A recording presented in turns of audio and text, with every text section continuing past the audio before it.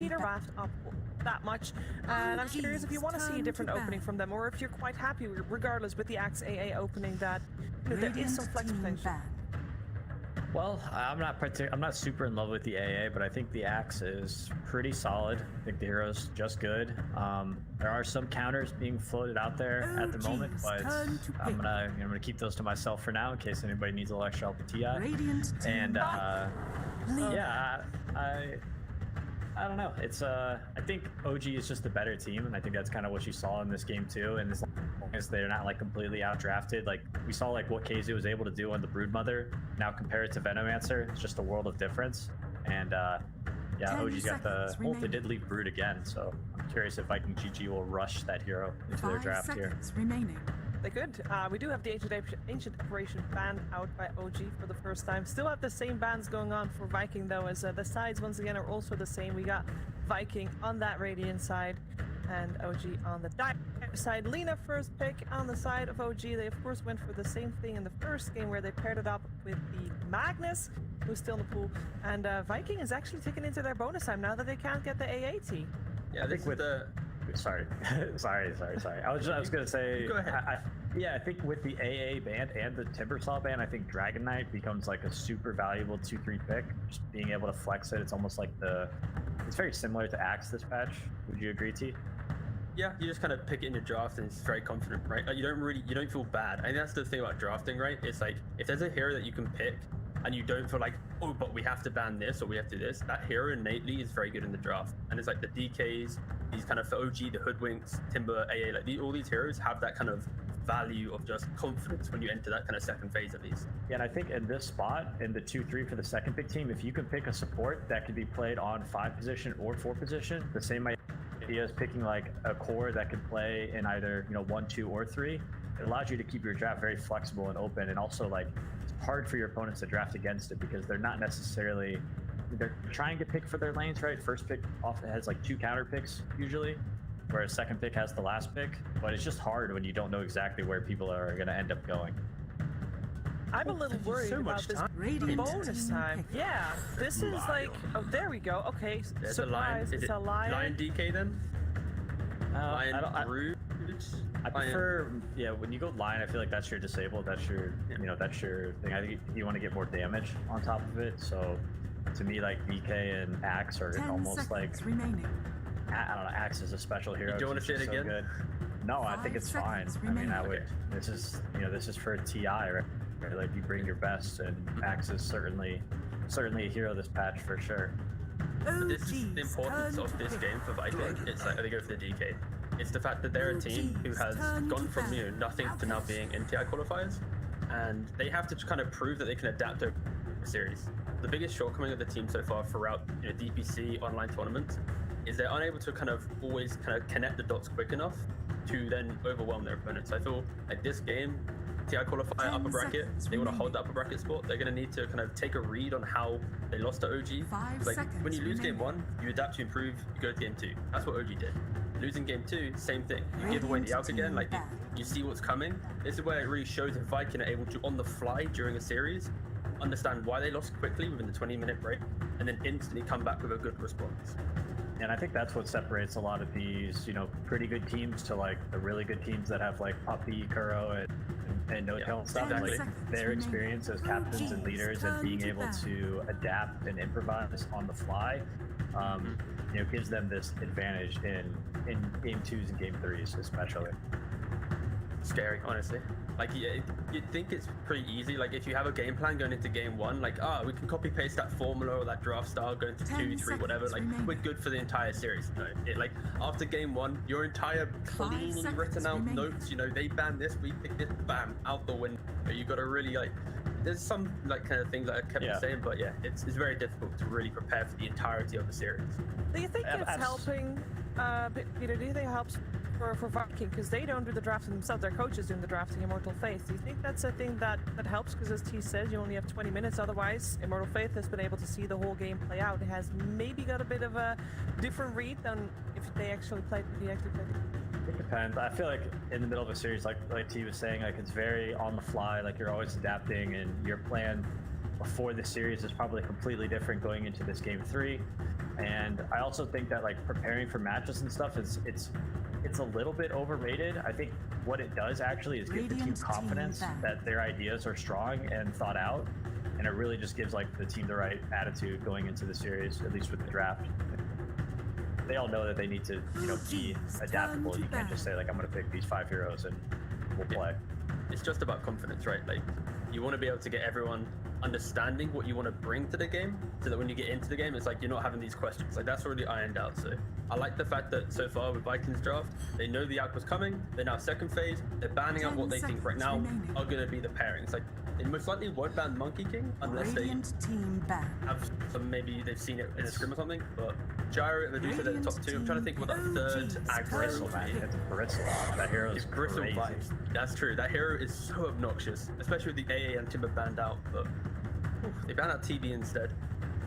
They could still go for the Bristle if they really wanted to. Previous game we had Viking in this phase also banning out the Void Spirit and the Monkey King as 2 targets that 10 OG seconds has used in the remaining. past for that first ags from the offlane 5 Alchemist. seconds So remaining. those are still in the pool as well. Again, PPD just said Bristle, and in my mind, I'm just picturing like one more weak hero from Viking. I just really want to see like a Thompson Bristle for some random reason run. Like, again, support player. A Baden. Like, how confident do you feel when there's like you're playing a Baden and they're running at you? Like, how good do you really feel? It's a matchup that goes both ways, but the low armor and AoE damage from the quill spray can be difficult for a Batten to deal with. But you Radiant can remove team goose stacks, and you're a bit of a hard kill for Bristle at times, but not always. I'm not saying that they're going to pick it. I just think the hero. I think the ags on the hero is like really strong. I think they hit like when you just go hood into like Eternal Shroud on Bristle, and then you get in ags, and then it's like that 10 timing. seconds I think it's remaining. just way too strong. Like you basically just invade the enemy team's ancients, and 5 seconds they're just forced remaining. to split push and play side lanes for like the next 10 minutes. What's the hero with the Baden? OG's turn to pick. Probably range hero. They could do. I mean, they could do DP safely, but Yeah, they do I DP. wouldn't suggest it. Probably some. I mean, they're gonna last pick. Hopefully. I mean, they know the Alchemist is in the off, which is kind of surprising for them to wait on it. But they could do like a mid carry. 10 TA's seconds banned, Invoker's banned, Nina's taken. 5 seconds Those are the remaining. popular ones at the major. Like, I'm looking at Vikings' previous drafts. It's the idea that their Baden's often been paired with like Turn to Spectre, battle. like Flowering. Zilla, like not these generic cores that you'd feel would be enabled by the Baden, but it's the mid lane is really being propped up. It's the Leshraks, the DPs. So I'm just trying to think like maybe the Shad will go for. Okay, they have to ban Spectre if you're OG. I feel right now, just for Yeah. the fact that it's too good of a game for that hero. 10 Solid ban. seconds remaining. That was a good The pick. ags on Drow though, that's the one where you attack, you 5 stack up your seconds frost charges, remaining. right? I have no idea what Drow's axe does. Yeah, I think it's is it still the is that the Shard though? You know what? Luckily we're at home, right? We can just Yeah, Google this. Thank you. I got you. Radiant No, I'm just team gonna back. Google it real quick. Yeah, you work on Or that. is it the and, split shot still? I mean, I Yeah, I'm think sure one it's still of the the split two. shot, right? That was a great panel segment, guys. Moving Yeah. on. No, it's fine. Alchemist doesn't necessarily even have to go this like early ags like we saw him in the last game. He got the pipe. Like this would be a great game to get a solar crest, I think, and he could just 10 be like seconds utility. remaining. I think the hero itself is not that weak. We saw it do very, very well 5 in lane last game, seconds. Turn to and I think battle. OG's kind of made the shift, right? Seb always plays these sort of like very selfless heroes, like the Mag and Power, the Alchemist in the last game. I think they've identified that the Alchemist maybe works better for them, or maybe it's just a stronger lane, which I would agree.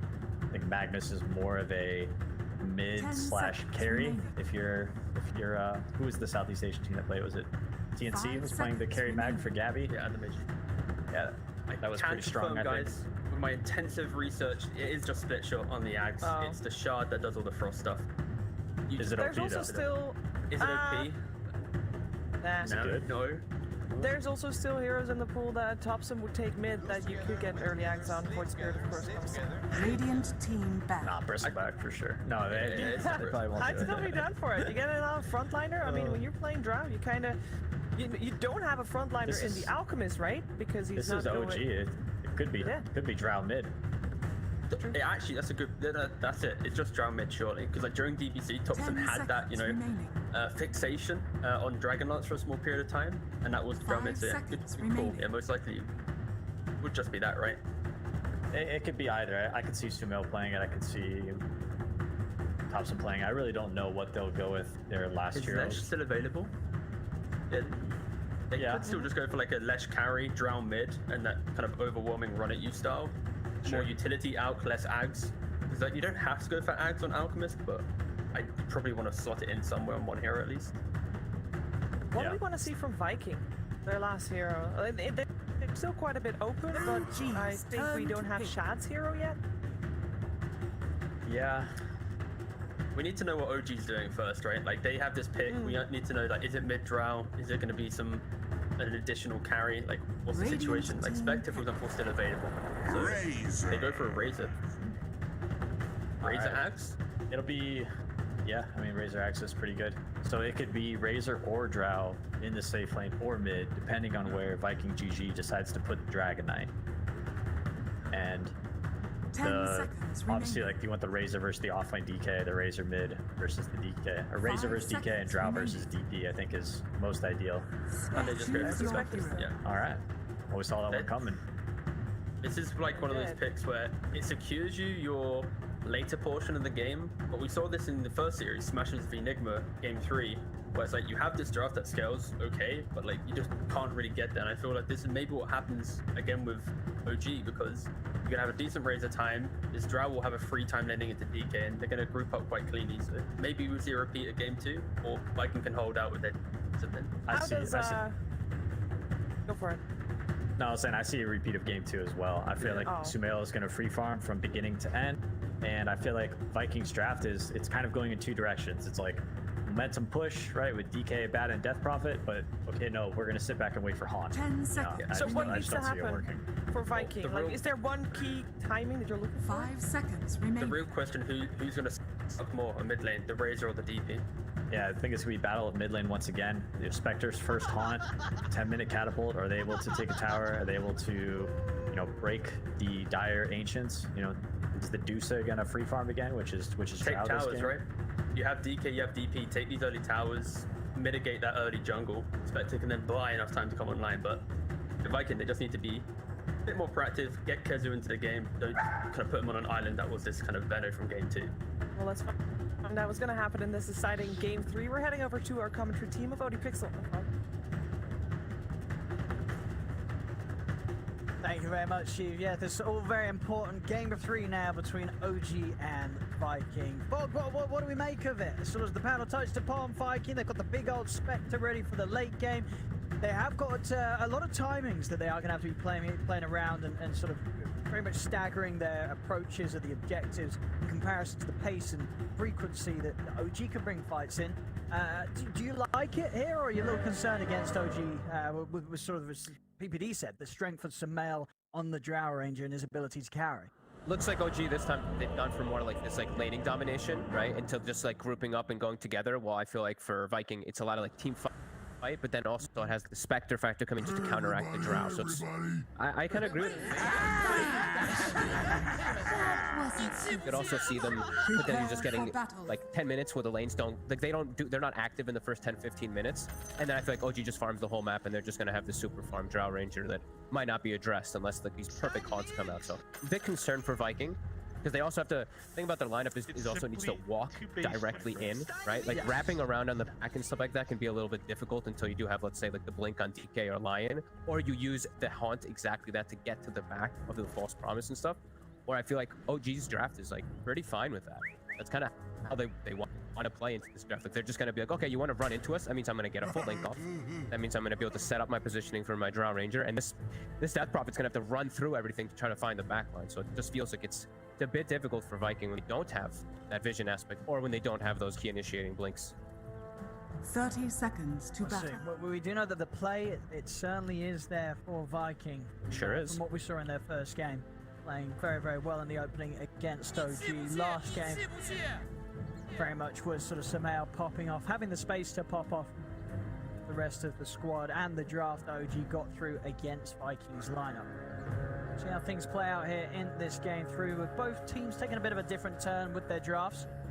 Yeah, and I'm looking forward to see how Spectre's going to do versus this Alchemist Lina, because this is pretty similar to the Alchemist Lion. Sure, Lina can't set up for your stuns as easy, but now that it's so massive, it is kind of easy anyway. But there's going to be heals. There's always going to be like massive amounts of counteracting heals coming out from Celery onto the Spectre. And of course, we're going to have Dispersion skilled up, which is going to reflect a decent amount and just keep Shad healthy. So let's see if Shad gets more secured farm, because I think both games he was slowed down a bit as the Axe in the safe lane. I think as the Spectre, he should have a better time.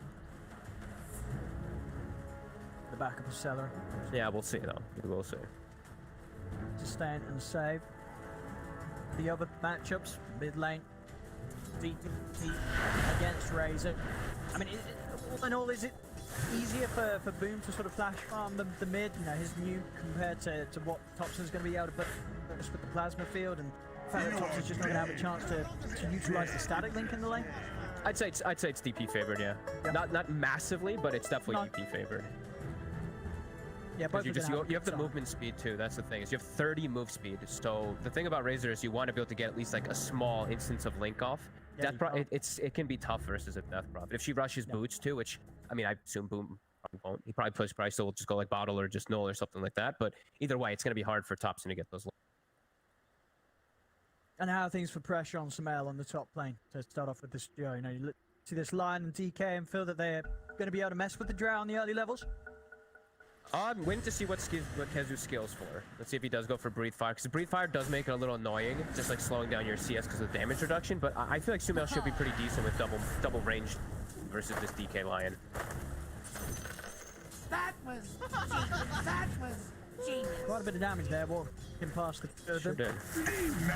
Dire's middle tower is under Regen in attack. this lane. Yeah, Celery's fully kitted out and regen, so Yeah. he's going to have a fair bit to keep Shad in the lane nice and strong and give Shad his best efforts at getting the CS. I'm sure of Sack and Seb early on. Yeah, let's see if Shad can actually get anything down here. Right now it's just 1-1. Yeah. So he hasn't gotten much of any last hits. Celery also getting pressured really hard, so they're never going to be able to slow down Seb is the other awkward thing.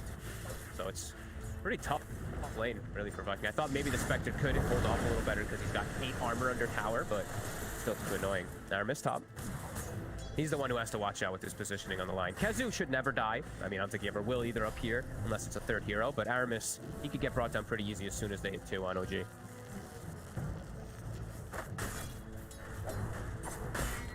Look to make the pull across. We'll be able to grab the wave. Will help shift. He's back in Viking's favour when it comes to momentum. A little tricky for No Talent Sumail to really get over and do anything about that. And Boom going for the bottle. He actually gets linked up 39 damage right there, and now you see the Razors winning in the last hits in mid because he gets that 39 damage. He gets 4 denies because of it. So yeah, Boom, maybe just rushing for that bottle. You know why you want it, but at the same time, like these matchups, it is very important to always remember just these little counteract things. So that might hurt him in these next few waves. And you imagine, you know, from Seb, because of the fact that you do want to sort of make sure that Sumail has the best game possible, you again do just get that axe as the first major item for the Alk, or is it not quite as important this game to rush it? I thought last game he was actually going to hold off on it a little bit more, so yeah. I think this one it's even more so that he should rush it, yeah, versus for the Drow, just to protect versus this Spectre. It also does increase the farm potential a lot of a Drow Ranger. That Aghanim's, the split shot is really nice, actually. Lane-wise, yeah, this game, Sumail definitely off to a bit of a slower start. Kezu and Aramis but actually get the setup onto No-Tail, straight over towards the back lines. They find themselves the kill. Kezu burning down No-Tail for the first blood. Sumail trying to take Aramis. Aramis is going to have to stun back on. And Sumail, he will get the kill, has got a Fairy Fire also. So they're able to step out back to the safety of his tower. Kicking off and lead on that top lane. And as we're certainly seeing, whatever happens, you know, with these two duos clashing heads, Kezu, he's going to pretty much walk out of everything at full HP as this deep. He's never going to be under any sort of danger or heat from these two heroes alone. Yeah, he just needs to make sure he always has mana so they can look to turn for those aggressive plays, potentially maybe going for like a Soul Ring early on since he does have that Ring of Protection. Yeah, look to help. But they've slowed down Sumail decently. You know, he's 14 last hits. He's doing better than the Spectre though, which is pretty big. That's true. Shad definitely having a tougher time as we have come to see from him, you know, each game really this series, Seb and Saxa not making things easy for Shad on the first few waves of the game.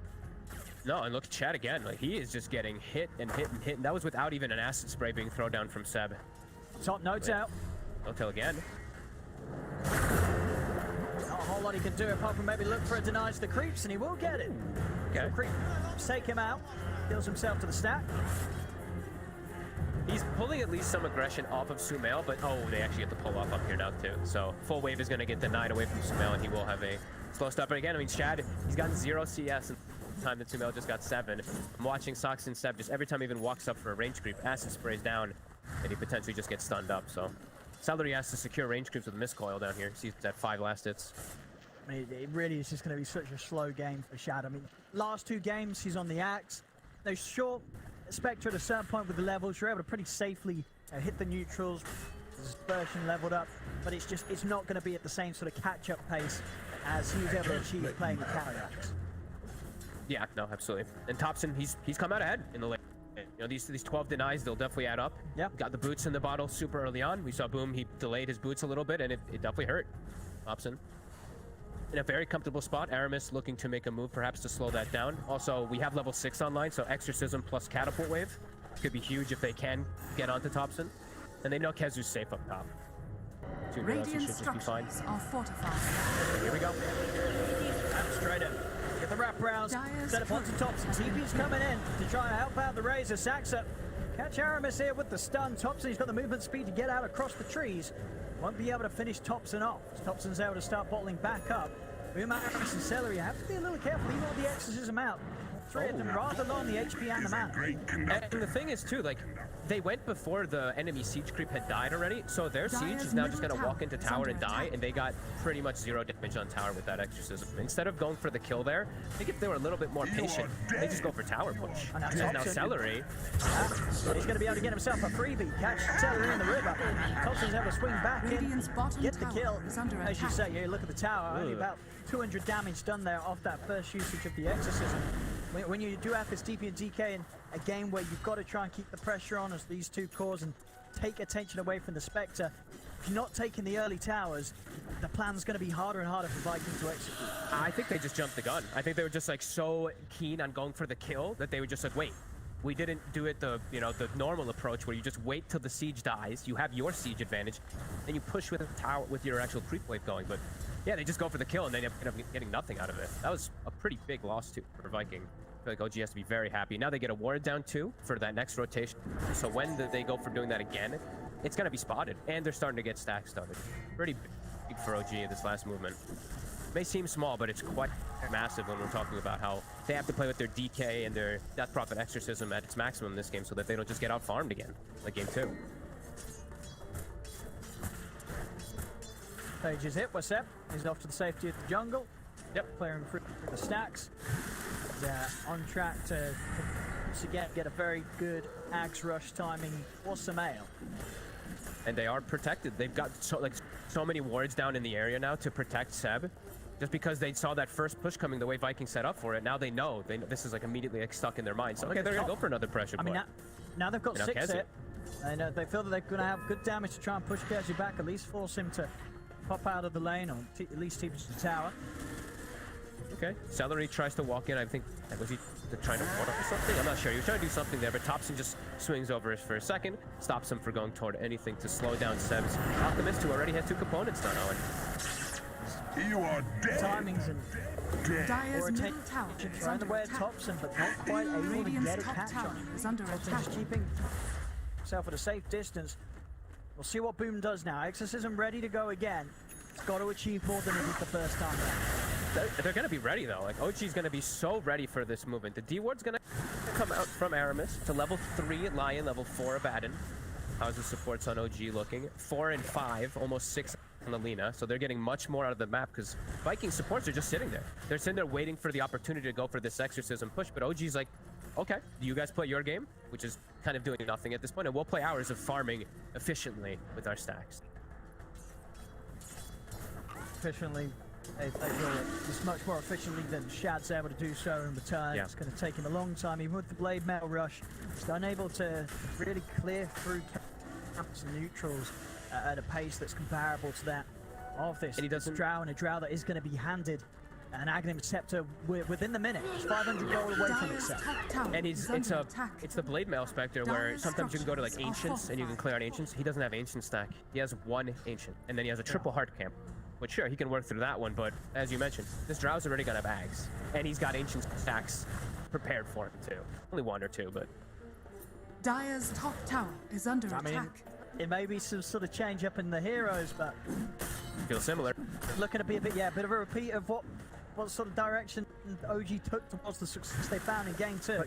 And it feels like they're getting even more farm. Like I'm watching Saksa for the last 3 minutes Dire's just be it's a bottom great by lead, himself. yeah. Has fallen. He's just he's like a 4 position who's a 3 Radiant's almost at this bottom point now tower because is he's just under jungling. They're not getting any pressure on them, and this has to be concerning for both. They get the top tower with Kezu. Mid tower though is only missing 240 HP when you have a profit. Radiant's bottom tower is under attack. Maybe missing that early timing, that one opportunity Yeah. that they had with the first ult. Quite waiting for things to slide into place as they needed to do so, and now Ags is Dire online. keep just being in sort of an awkward position. Now, who can they make the moves around? Kevin, Radiant's he's bottom playing tower towards his is Blink under Dagger, attack. 1300 gold in towards it. Not bad. Boom. Very hard for him to find a chance, as you say, because OG will be prepared to hold on to this tier 1 tower. Radiant's bottom tower And is turning under up to attack. farm this mid lane, they're that confident that they can keep such a Radiant firm, safe structures hold are fortified. of this area still at 10 minutes in. And look at the Drow's HP. It's like you look at the heroes on Viking, you're like, oh, they have decent burst damage with Finger, Breathe Fire, Dagger, etc. Now he's got a free Aghanim, so on Strength Shreds, he's 1700 HP. It's like not even a Drow Ranger anymore at this point, who was just sitting at 800 HP before this, or 900 HP on Agi Treads. Yeah, and your biggest burst really is the Finger. Other than It that, is the Finger. it's going to rely on Viking being able to stay on top of the Drow. Drow, Samel, he's got the best save in the game. He's going to have No-Tail behind him. No-Tail's hit the 6. Radiant structures It's not easy are to fortified. get on top of Samel's Drow. No-Tail is No. going to be able to do a solid job of saving him. As you mentioned at the start, there isn't a hero like that Clockwork that was so crucial for Viking in terms of catching No-Tail in game 1. Mid lane, they get the setup onto Aramis. They're going to come in for Horn, look towards Saxa. Saxa caught in the river, but the false promise comes out. Saxa will live a little longer. He's going to lift the TP back to base. He's back into the fountain. Shad's going to end up getting taken down as OG just kite him up. Samel stands on the high ground, take him out. 3 heroes dead. That was in another Radiant's attempt middle with the tower is exorcism. under attack. I mean, and an attempt that just falls flat on its face here from Viking. Game 2, that started to look pretty much impossible for Viking at the 20 or so minute mark. Radiant's middle Already tower 12 is minutes under in. attack. It really does feel like the plan that Viking came into this match with has sort of been lost completely. I absolutely. They couldn't even kill the Lena Owen. The false promise saves Saksa. He gets back to he gets back. Radiant's middle Jamel tower shows has up. They don't fallen. even have everybody there. They only have like 3-4 heroes. Thompson comes in at the end just for a swing around to clean up. 7,000 gold lead, 12 minutes. I mean, this is pretty ridiculous. You have, like we said, they have like good burst spells, but they couldn't kill anybody there. And Yeah, I this mean- is a very low level of back. And now level 5, as we said, you know, the support's struggling, and everyone on Viking struggling now. Even with, you know, the through the Alchemist, it's still, you know, pretty Dire's insane to middle see tower just is the under number of attack. Samel's net worth, the same net worth as 2 cores of Viking put together. But this very early timing of 12 minutes in, he is just having a great time. And already, you know, early days in the qualifier, first series for these 2 teams, but I think a lot of the squads will be watching this from OG. And, you know, this whole idea, you know, Seb on the out, getting that early axe towards Samel.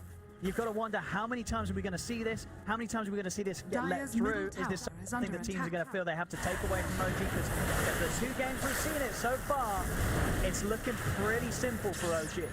Agreed. I think they definitely have to have thought of something else there, especially if they didn't, with the AA axe, if they weren't able to deal with it, and then they left it again this time, you know, it's a concern. 9k lead, OG getting to do pretty much whatever they want on the map. See, I don't know the timing here for Viking is this scary. Yeah, I think the how'd you play timing into really this? is, I think you already missed, you missed your big timings. You had to get these like early tier 1s set up when you could go with your team, but now you're so far behind. And Chad just has nowhere to farm now. That was your first haunt usage, and you got completely smashed earlier. Dire are Yeah, the scanning. haunts, the exorcisms, they've just not been cutting it here for Viking. Okay, so Blink on DK DK. So they got to go again. Like, you can't just sit back. The thing is, you have to make these moves happen anyway. But even though it didn't work this last time, I think you have to smoke, try to get on No-Tail with this blink on Kezu, and then go for the rest of the targets. And Celery just is dead. Yep, Samel's pretty much level 12, so the damage from him is going to be pretty outrageous. Just hitting these early levels at just at the 14 minutes. And still, when is this Spectre going to be a threat? Now, what is Shad going to be able to offer? No-Tail? Against all right, well, that's a free one. Radiant's top tower He was is on the under enemy attack. high. He was in the trees in the enemy All high. right. He just last hit a range creep and then just got jumped. That's Kezu, though. He's ready with the buyback. He's going to come with the buyback. They've got the concoction down on Kezu. It certainly looks to be it. The gust comes out onto Aramis. Seb actually have the damage there to finish off the Lion, so but they won't throw them any instant kills. Thompson does still manage to sweep him from the side. They will get Aramis. Thompson, he's even looking to dive in for more. He's got the link in onto Celery. They will back off for the fortification pop. The damage from the tower starting to kick in. Thompson steps away. Not looking to make the mistakes that were made in the first game of the series. That was the DK form and Exorcism pop though, and they can't touch the tower again. And straight into the Roche Pit OG. Now there's no ults, they only have a Haunt available. There's no way Viking can fight this again. Yeah, I guess that was the plan from No-Tail all along. He'll tell you that. I mean, I think he just walked up and tried to last hit a range creep with Purifying Flames and got caught, but it ends up working out for them. Roshan has fallen into the Aegis on Samel. Even if you are able to get on top of this drought, you've got to deal with him twice. It's not going to be easy at all. No. And Sab even buys another early game item. He buys them the drum, so they're even strong when they are as this unit. And Viking, yeah, they need to. Let's see what level our Death Prophet is actually. So Boom, I feel like hit level 12, and then your level 2 Exorcism could still do decent damage, but you have to get these jumps. It's just not easy when they're all so tanky now. 2,200 HP on Thompson plus. Sab also tank. Everyone's just so. At least the main targets, the ones that you have to get through. You can't get into these backline squishies. Only the Spectre can. And Shad is not at a point where he wants to really jump into the backline by himself. No, he needs to. At least until he has the Manta, then he has a potential to getting in with the illusions, maybe threatening one of the lives of the separated supports. All that Iron's done. Actually, even swapping it up, it's going maybe the way of the Echo Saber, and he will invest in this. I mean, something that we are seeing on some of these carries nowadays. Okay. I mean, I like it. I'm obviously terrible at the game, but I do like this build myself. He probably feels that he's going for this because there is pressure. He knows that he's going to have to do something pretty soon. He has to fight soon. Yeah. I think You know what I that's mean? The Echo Saber gives you that quick stats. It's obviously going to be a much easier, quicker pickup than him waiting for the full Manta style. It's like one of the most valuable item pickups in the game now, period, on these like melee heroes. That just, you need HP, you need some mana regen, here you go. Like that's why it's so popular in Spark before, and then people, I guess, just started realizing how good the item really is, right? Just gives you 5 extra strength. It gives you so much extra just out of picking it up. Radiant's Double hit is no joke with Desolate either. Absolutely not. Radiant's bottom tower has fallen. Tier 2 taken out, Outpost getting claimed. 50, dude, the gold lead. He just is getting it's getting too big too fast. He's almost worth 3 heroes now, Owen. Dire's top tower is Samel, under he's attack. definitely been enjoying the last 2 games of this series. He would be, I'm sure he's looking forward to more games, more drafts from the squad that's going to enable him to play as he is. Just be this incredible beast of a carry that good luck getting anywhere close to. Keeping up with. You're just not going to be able to do so. Soxa was thinking about going for him down bottom. Oh, of course, yeah. Radiant's middle tower is under attack. Of course, the prophecy. You know, the Grove Bow for the Drow. Why not? Insult to injury for poor Viking. Haste. Kezu getting some damage on tier 2. Sweeping up, they know that Dire's some of top tower Vikings up is and not the under full attack. squad, just the 3 of them. Boom, Aramis and Kezu. My house. See how carefully they keep themselves hidden. Seb, he's ready to charge in. He's in, jump forwards, look towards Aramis. They are able to tank the stun off, so Seb won't be able to throw out the concoction. They are still able to catch Aramis within the AoE though. Aramis will try his best to hide into the trees. Kezu's going to look for the TP out. Is he able to get out in time? He is. Not quite enough damage to bring down Kezu, as Kezu will escape. Aramis, on the other hand, will not. They take down the Lion. manages to live another day here. Meanwhile, Thompson doing his own thing as usual in the mid lane, diving into Madden. And Aramis just can't find anything in this game, right? No space for this Lion. 100 away from the Blink Dagger, desperately needing that too, so they can have the ways to jump into backline together, collectively, with that their DK and Lion. Yeah, OG just continues to have all this control. Radiant's top tower. It's really just Shad getting farm, and it's a huge concern when your Death Prophet's not able to keep getting this scale and go. Sure, she's got plate mail, sure, she's got Yules, and sure, she does have a save behind her, but it's not gonna help that much versus all this crazy damage that the Drow's starting to build up so quickly.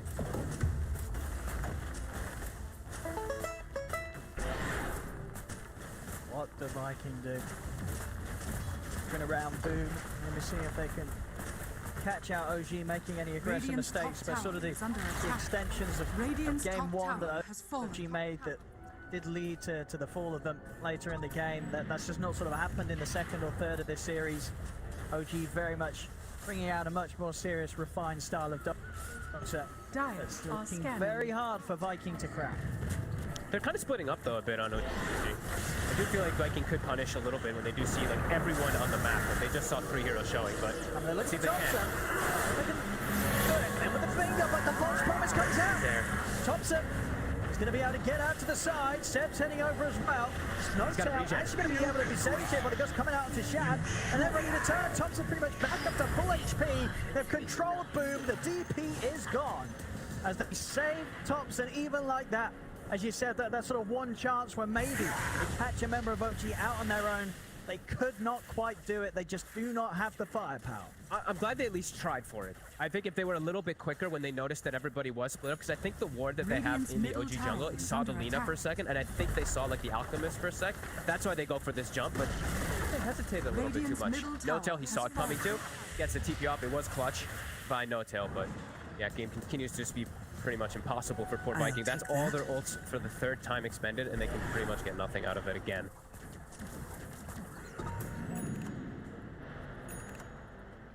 Back to the high ground, back to the base here for Viking. As OG take complete control of the map. They're in just complete mode chill. It's almost satanic on Thompson. Sap has almost got the next Ags done. Everyone's just chilling. I mean, it is 2-9. It is 22,000 gold lead. We do have that 1K per minute that has been hit, which is usually the signs of GG. Pretty insane numbers indeed.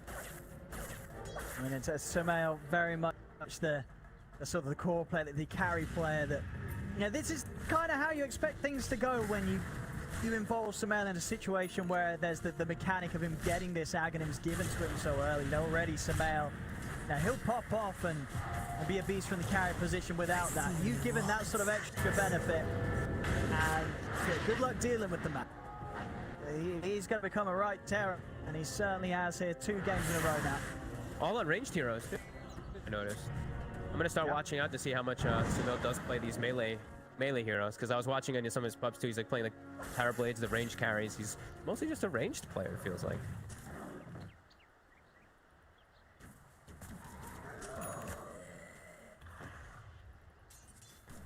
I think Sox is having the funnest game. This is probably like the funnest 4-position game ever. You literally have like no weight on your shoulders at all. You're just farming. You're just farming, playing your own game. No worries. Oh, pretty much saying that word here as Kezu. Yep. As you said, definitely becoming sort of an extra 3 here for the side of OG. Vikings looking to hit though. They're identifying that OGs are starting to split up everywhere, trying to punish it. And then they smoke up there, but a little bit of an unfortunate reveal as Aramis does make a hex move onto the illusion of Sumail. So OG's going to be pretty much aware that Vikings looking for action. Medium Sumail. Pass. Do still get him with the Dragon Tail stun. See if there's any getting back up in time for Sumail. There isn't. They get on top of the drag. They bring it down. See if they can get more out of this. The turnover towards Thompson just frontlining it, but the damage is too high. He charges straight back in. And just like that, Vikings against a 20k gold lead of OG. They've just taken down 2 cores plus No-Tail. I mean, against the odds here, Vikings showing they've still got it. to tackle OG despite the strength of their cores. Mispositioning costing OG everything there, as maybe Viking can still pull something out against this incredible lead that OG has had for the first 20 minutes of the game. They're gonna need that quite a few more times, but I'm so happy. Like I'm like asking for it, right? Like they got to make a move when everyone's split up like that, and they do. They find the perfect catch, and then I think Thompson, he ran in because he popped Satanic and he ran to try to get to No-Tail, but he got blocked and just got shredded by Exorcism. So that'll happen. Is a good move from Viking and much needed space for Shad, as nearly has Manta done. It does need quite a lot of it. All right. Finally, the game spicing up a little bit there. I think OG, I guess as well, with the sort of the relaxed positioning they had there between their players, their heroes, and they probably felt that the game was incredibly, in an incredibly comfortable position. With the lead that they have, it's still, it is rather comfortable. It is still. But definitely shaken up a little bit there, and having to maybe give a bit more respect to what Viking can still do, despite the heavy gold deficit that they're playing with. And maybe not showing like three the ultis are up. I think that's the biggest thing. It's like the Viking cooldowns are pretty long, so as long as you're not split up on that timing of when they're all up, you should be pretty okay on OG. It's only if you get caught out when everything is up as they quickly eviscerate a Roche. That's gonna be the Berserk Potion, I believe, for the Alchemist, and also the Shard taken from the ground. They're ready to get themselves back in action. Celery borrowed time still on cooldown. See about him gone. See how much OG want to push the aggression now that they have the rewards of Roshan. Smell come barreling straight down the mid lane. They want to try and approach the high ground. It's definitely time to approach him. Ult still on cooldown for a slight moment. I think Honky at 20 seconds. They have the Ags as well on this Razor, so he can pop out that ulti as soon as this tower goes down to go for the Raxes if he'd like to. And Sab is always sitting behind with that Berserk Potion. So two different forms of save now on the side of OG.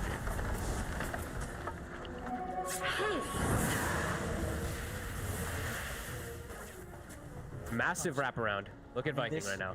Was these sort of moves that did hit the hardest in game one. They're pinging No-Tail. They know his positioning, even though he should not have moves right now. Let's see what they can do. They come out with a hold towards him straight away to get the jump in over towards No-Tail. No-Tail is going to be able to be pushed over to the side. No-Tail will survive here, but they have brought down Samel. They're trying to surround him. Boom. Coming in with the BKBs. Got the siphons as well. Healing himself back up. No-Tail with the self-force promise will live a little longer. The buyback coming out as Aramis. He's able to lead it onto Samel with the stun. Shad getting beat back hard by Saxon. Shad has to retreat up to the high ground. Samel's out of turn. Take out Aramis. The light strike away from Saxa. Catches the two of them. 4 dead on Viking. As 3 of them without buyback. OG, they can push on. Start to do the damage to the base they should and can look to close this. Onto the tier 4s. Viking without the buybacks. Very little to be done about this. They tried their best to hit back whilst they were as far behind as they were. It just didn't come close to mattering whatsoever as OG able to still finish them off here at the fast timing, 27 minutes. Low kills but high farm and a very high lead here for OG. 32k lead they end it with.